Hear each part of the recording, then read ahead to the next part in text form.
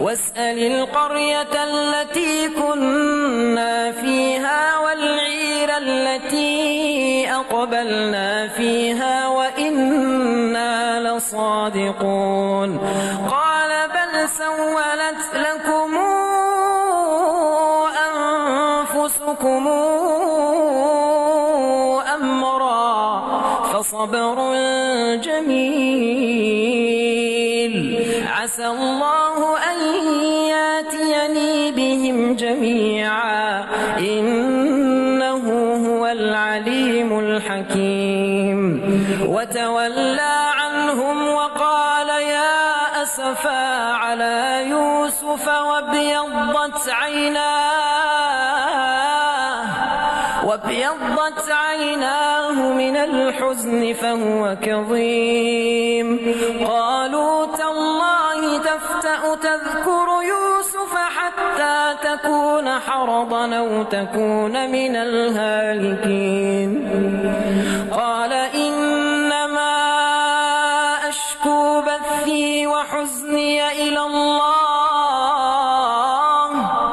وأعلم من الله ما لا تعلمون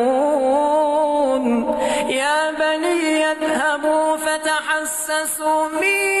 يوسف وأخيه ولا تيأسوا من روح الله إنه لا ييأس من روح الله إلا القوم الكافرون فلما دخلوا عليه قالوا يا أيها العزيز مسنا وأهلنا الضر وجئنا ببضاعة مزجاة فأوف لنا الكيل وتصدق علينا إن الله يجزي المتصدقين قال هل علمتم ما فعلتم بيوسف وأخيه قال هل علمتم ما فعلتم بيوسف وأخيه إذا أنتم جاهلون قالوا أئنك لأنت يوسف قال أنا يوسف وهذا أخي قد من الله علينا إنه من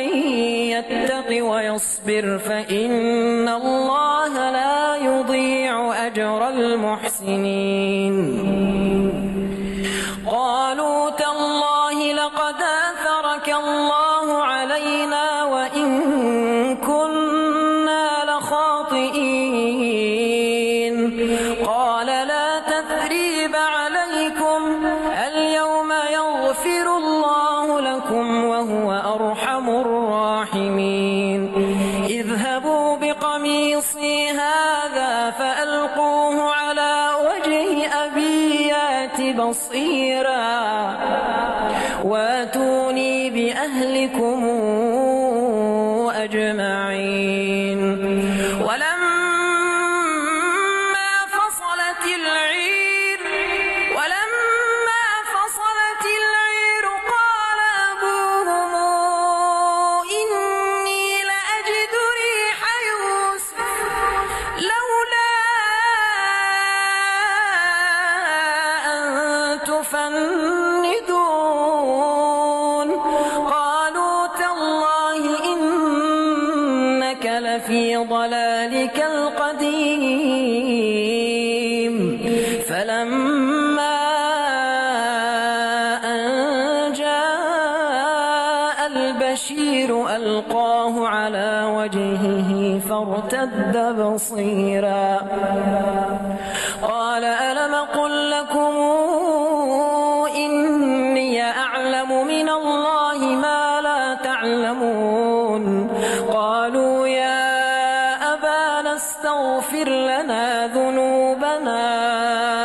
إنا كنا خاطئين قال سوف أستغفر لكم ربي إنه هو الغفور الرحيم فلما دخلوا على على يوسف آوى إليه أبويه وقال ادخلوا مصر إن شاء الله آمنين ورفع أبويه على العرش وخروا له سجدا وقال يا أبتي هذا تاويل رؤياي من قبل قد جعلها ربي حقا وقد أحسن بي إذا أخرجني من السجن وجاء بكم من البدو من بعد أن نزغ الشيطان بيني وبين إخوتي إن ربي لطيف لما يشاء إنه هو العليم الحكيم.